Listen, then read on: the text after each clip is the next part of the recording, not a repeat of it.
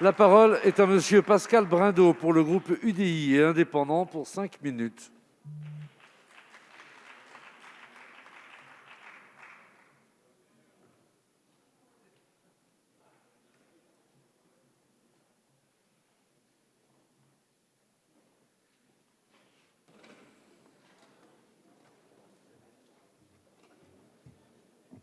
Merci, Monsieur le Président.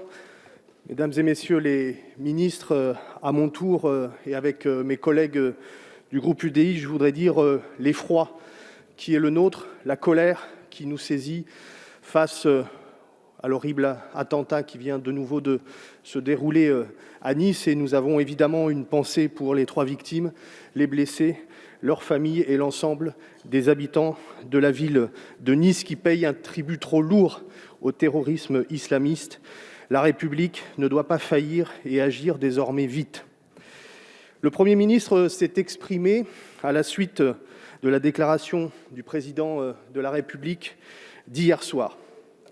Le ministre de la Santé, le Président, le Premier ministre ont fait état de la gravité de la situation sanitaire de notre pays, qui est désormais hors de contrôle compte tenu de la circulation, du nombre de nouveaux malades quotidiens, des hospitalisés, des personnes placées en réanimation et malheureusement également des personnes décédées.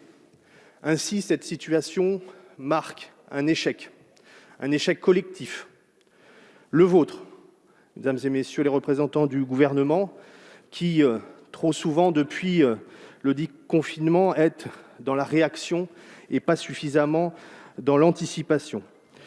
Le nôtre, collectif, nous-mêmes, en tant que citoyens, avec l'ensemble de nos concitoyens qui n'avons pas été assez prudents dans nos comportements du quotidien, dans nos familles, auprès de nos amis, dans le travail et dans la vie sociale qui a repris, et nous pensions que nous pouvions vivre avec le virus à ses côtés.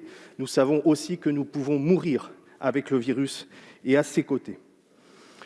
Ainsi, nous en arrivons à une mesure qui est la seule qui puisse casser les chaînes de contamination et qui est le confinement décidé par le Président de la République à partir de ce soir jusqu'au 1er décembre. Un confinement généralisé, certes, et pas territorialisé, mais qui n'est pas de même intensité que celui de mars dernier. La vie économique, la vie scolaire doit continuer. Nous comprenons les raisons pour lesquelles ces mesures sont prises. Simplement, avec un virus qui a l'air de plus forte intensité et un confinement qui l'est de moindre, ça veut dire que le délai pour casser les chaînes de contamination va être plus long. Il faut, Monsieur le Premier ministre, Mesdames et Messieurs les ministres, que vous disiez aux Français que le confinement se prolongera au-delà du 1er décembre immanquablement. Ils ont besoin de transparence, de clarté pour trouver la confiance qui a fait défaut jusqu'à présent, pour avoir l'espoir qu'effectivement nous sommes en capacité de vaincre ce virus. Un certain nombre de questions se posent dans les mesures qui ont été annoncées, dont nous attendions qu'elles soient plus détaillées peut-être encore par le Premier ministre qu'elles l'ont été. D'abord sur l'ouverture des EHPAD aux visites.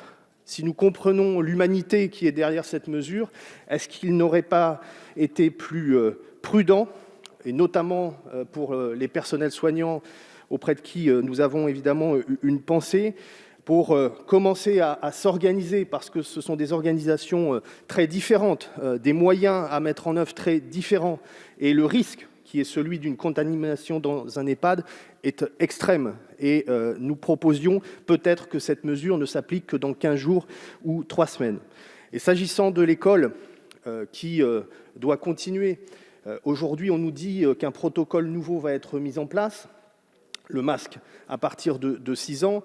Qu'en est-il de la pause méridienne, de la problématique de la prise des repas en commun pour les enfants, puisque c'est là une des zones de risque majeur de contamination. On a entendu qu'il valait mieux qu'un enfant contracte le Covid, mais soit à l'école, certes, C'est évident du point de vue du développement intellectuel, mais il peut aussi rapporter cette maladie chez lui. Alors, mesdames et messieurs du gouvernement, notre attitude au groupe UDI est une attitude de responsabilité. Nous avons voulu pointer un certain nombre de faiblesses, nous faisons un certain nombre de propositions. Une majorité d'entre nous votera la déclaration du Premier ministre. Certains, dont je suis, s'abstiendront dans une abstention inquiète de ce que l'avenir nous réserve. Je vous remercie. Merci, Monsieur Brindot. La parole est à Monsieur le Président Bertrand Pancher pour le groupe Liberté et Territoires pour 10 minutes.